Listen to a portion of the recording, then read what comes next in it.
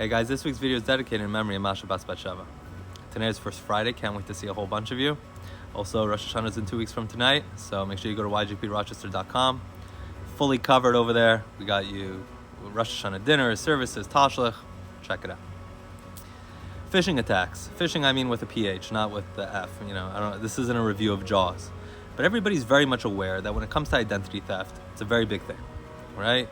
Practice safety online. What you open, what you don't open, what you download, what you don't download. The same way our inbox gets spammed, our brain gets spammed too, right? We have stuff bombarding us all the time. But our brains develop a filtering system. What's spam, what's not, what do we focus on, what do we just push away? But phishing attacks are different because it uses our very own filtering system against us, right? Our conscientiousness. How does it get past? How does, certain emails end up in spam, but certain ones don't? It's the obviousness of it.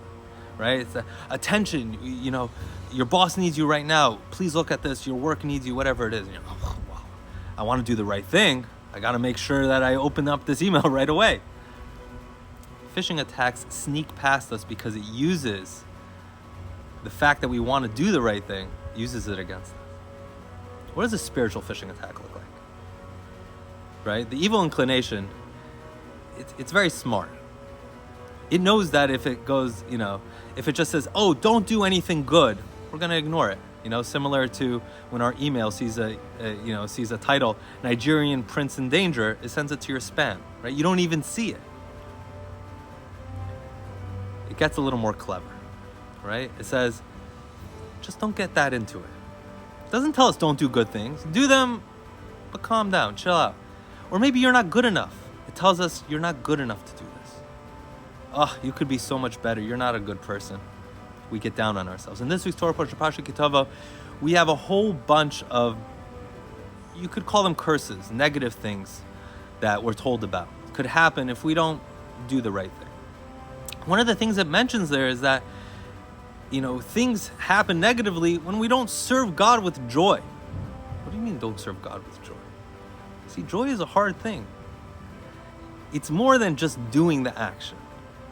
The evil inclination comes and says, fine, do it, but don't be happy about it. Don't be so into it. They know that if we could just become a robot, it's like just go through the motions, eventually we'll just give it up. Right? That's why the Torah tells us joy, serving God with joy is so important. Especially now in the month of Elul. Many people think, oh, this is such a serious time. I have to take stock of my life. What did I do this past year? And we could get down on ourselves. The Torah says, don't become melancholy. Don't get down in the dumps about yourself. That's not what God wants. God wants to connect with us joyously. If we made mistakes, rectify them. But don't tell yourself, oh, you're not good enough. Don't listen to that voice that tells you, you give up. You're never going to get this right. Call it in. No. Plug away. That's just spam. That's a phishing attack. Send it to spam and move on. Shabbat shalom.